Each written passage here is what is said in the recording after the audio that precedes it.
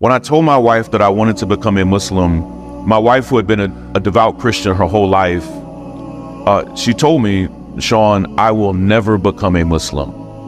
And it hurt me a bit because I didn't want to do anything to jeopardize my marriage. A few weeks later, when I traveled to Edmonton, I shared with some men, including a local imam there in Edmonton, that I didn't know how to approach this with my wife. And the brother told me something that was so profound. He said, Sean, do not try to convince your wife to do this. He said, it's more likely that you will mess it up than anything else. He said, but I do want you to trust that Allah will guide her heart. When I got home from Edmonton, this is in early January, just not that long ago, I laid both of those copies of the Quran on my dresser, not because I was like low-key wanting my wife to find them. I just didn't want them to get bent up in my suitcase. I was so exhausted from traveling that I went to bed like at 8 p.m. When I woke up almost 12 hours later, my wife had grabbed one of those copies. She's a professor, a doctor. Yes.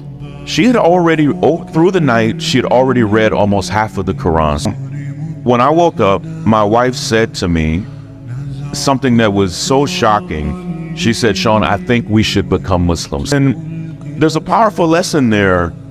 Like most Americans, most of what my wife knew about Islam, she learned from places that you don't want to learn about Islam. If what you know about the Prophet Muhammad, peace be upon him, you learned from the news, if you learned it from movies, if you learned it from social media, it will be misinformation. And my wife, who's an intellectual, a voracious reader, first thing she said to me was, Sean, the Prophet Muhammad, peace be upon him, he is not who I thought he was. Wow. And she was just moved by his life and his example. And she was also, she thought that to become Muslim, it meant you no longer had any reverence for Jesus. And I think most Christians think that. Yes. And it was actually quite the opposite.